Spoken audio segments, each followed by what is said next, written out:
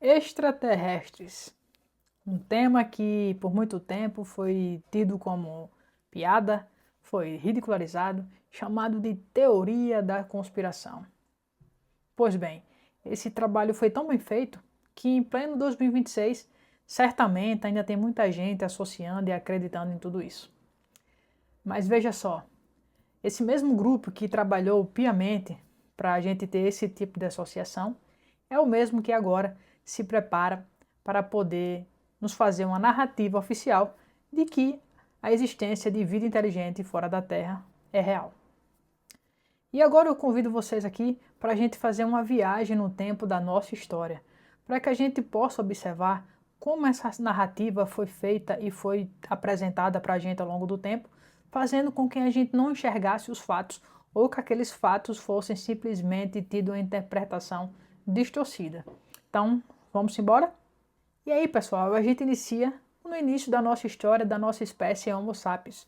Nós iniciamos há 300 mil anos lá na África. Nos espalhamos 290 mil anos até que surgisse a primeira grande civilização registrada na história, a civilização sumeriana.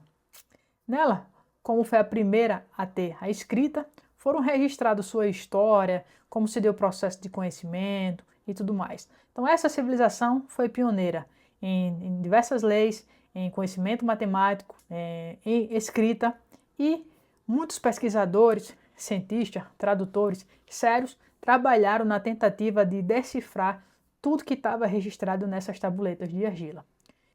E dentro desse pacote, coisas interessantíssimas apareceram lá.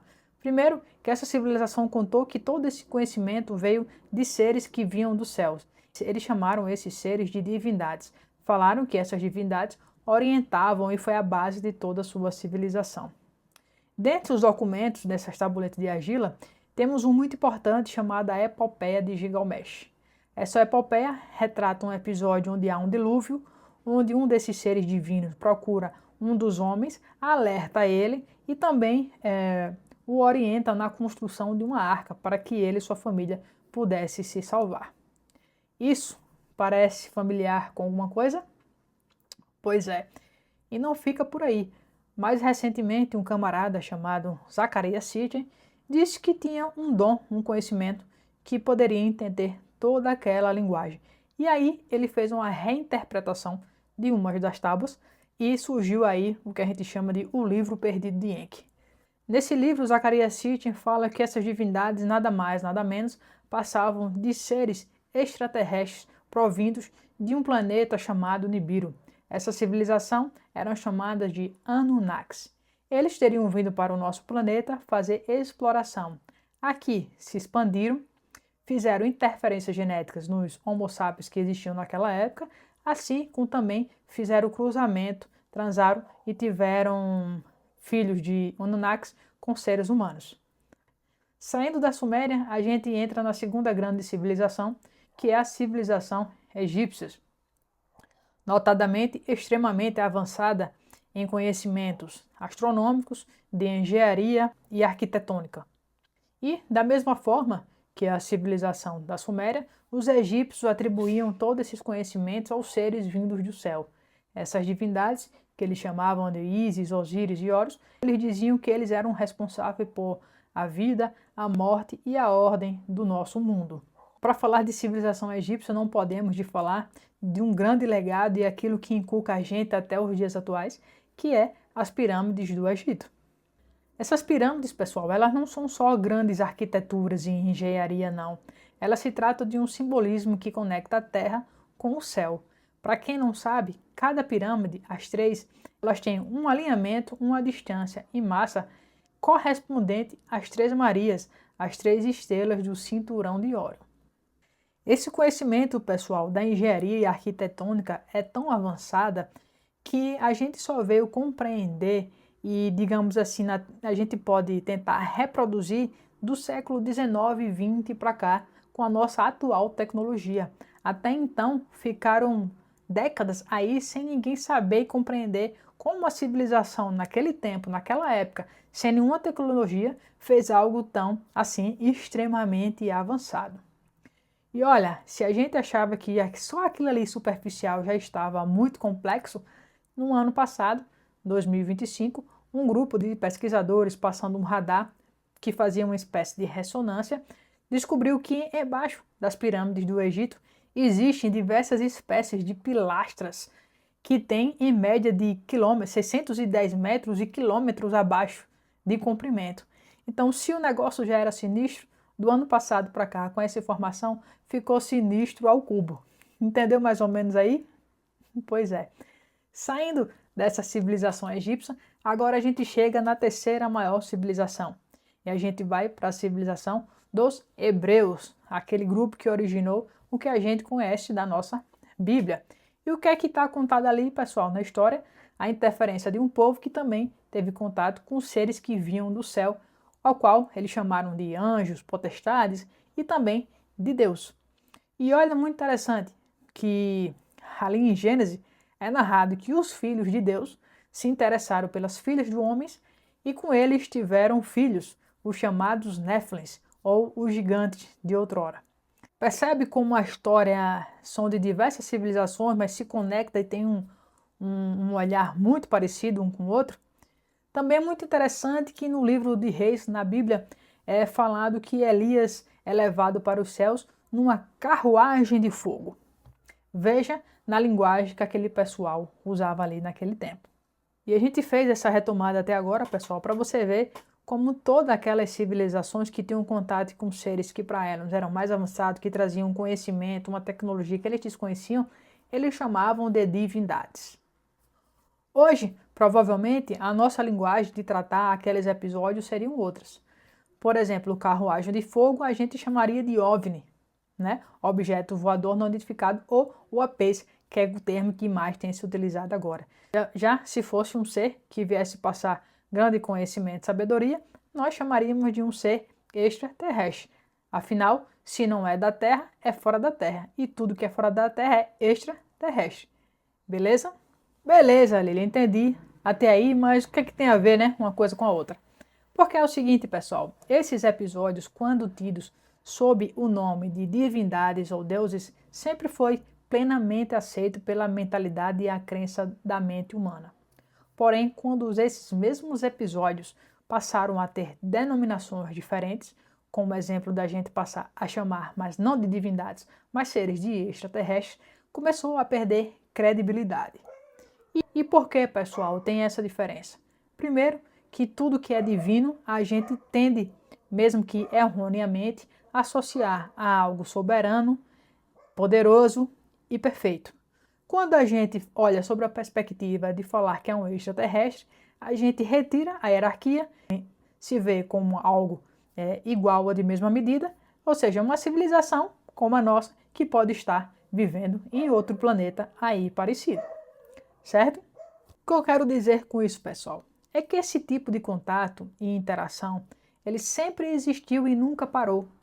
Na verdade, ele só mudou a roupagem. E temos inúmeros casos que foram abafados e ridicularizados. Aqui eu posso citar o caso de abdução de Travis Walton, que ficou 2 dias desaparecido e voltou contando tudo. Inclusive tem filme para quem quiser procurar da vida dele. O caso Roosevelt, que também, a priori, o pessoal falou que se tratava de um objeto voador, depois mudaram a história e reconfiguraram tudo. Aqui no Brasil, nós temos o caso Varginha, a Operação Prato, que foi uma missão oficial realizada pela Força Aérea Brasileira, com croquis e tudo mais dos OVNIs, né? E tudo isso foi deixado de lado, era uma piada, era ridicularizado, para que esse movimento perdesse força, porque ninguém quer parecer um idiota frente aos outros, né? A gente tem esse probleminha de se preocupar muito com o que o outro acha. Mas em meio a todo esse engajamento para tornar como piada e ridicularizar, também houve um movimento daqueles que não estavam nem aí e sempre estava soltando a informação mesmo assim. E um desses casos começou na década de 80, um camarada chamado Bob Lazar, ele falou e disse que os Estados Unidos tinham contratado ele para fazer engenharia reversa dentro da Área 51. E isso veio a público e o governo dos Estados Unidos simplesmente disse que não reconhecia e que essa Área 51 sequer existia. Como padrão, ridicularizaram e detonaram a moralidade desse camarada. Isso foi na década de 80, mas quando foi em 2013, o governo dos Estados Unidos simplesmente resolveu assumir que essa área 51 existia, mas que a finalidade não era com seres extraterrestres, era de fazer treinamento militar. Nos anos 2000, um ex-ministro de defesa do Canadá, que passou nada mais, nada menos do que 20 anos nesse cargo, chamado Paul Hiller, falou abertamente durante uma audiência pública, gravada ao público e para quem quisesse ouvir, que tinha total conhecimento de que os Estados Unidos da América mantinham um contrato com raças extraterrestres em troca de informação e tecnologia militar. Nessa mesma audiência pública, Paul Hiller chegou a dizer que tinha conhecimento da existência de pelo menos, pasmem, 50 espécies de extraterrestres. Isso ele não falou como uma possibilidade não, pessoal. Ele afirmou nos anos 2000. Passado mais 20 anos, mais um guerreiro aí simplesmente abriu a boca. Agora, no ano de 2020, o ex-chefe de defesa espacial de Israel falou abertamente que a existência de extraterrestres era real e que existia uma cooperação entre eles e alguns países. Perceba, pessoal, que não é uma informação mais escondida, ela já foi afirmada em audiência pública em canais oficiais, mas parece que há uma expectativa de que essa comunicação de fato oficial esteja a cargo dos Estados Unidos de América e por alguma razão. E aqui a gente também não poderia deixar de falar dela, né, pessoal? A Igreja Apostólica Romana e o Vaticano.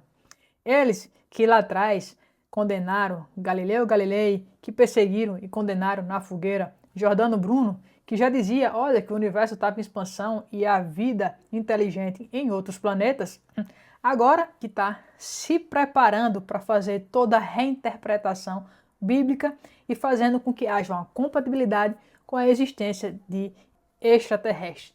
Isso é narrado aqui nesse livrozinho aqui, ó, chamado Exovaticana. Aqui narra, pessoal, como o Vaticano já vem se preparando para fazer toda essa reinterpretação para não ficar de fora, pessoal. Porque o que se sabe é que esse comunicado oficial, ele é inevitável. E a questão aqui, pessoal, eu não venho trazer nem perguntar se você acredita ou não em extraterrestre. Até porque esse tipo de pergunta já perdeu a validade, já ficou lá para trás. O que eu queria trazer para você questionar, por que que a gente só passa a considerar algo real ou verdadeiro quando alguma autoridade nos autoriza a pensar sobre isso? A verdade, meus amigos, é que a verdade não tem dono. Não vai estar em uma crença nem uma doutrina específica para você se guiar. A verdade está espalhada pelo mundo, pelas diferentes culturas, pelas diferentes épocas, pelas diferentes linguagens. Mas, se a gente adota um único caminho para observar e para olhar, significa que a gente só tem um mecanismo e uma via de perspectiva. Isso se torna uma visão insuficiente para compreender o todo. Aqueles que pretendem descobrir o que é a realidade e o que é a verdade, precisa treinar a mente para enxergar diversas perspectivas e estar sempre com a mente aberta para novos aprendizados. Afinal, nós não enxergamos com os olhos, nós enxergamos com a mente. Um abraço.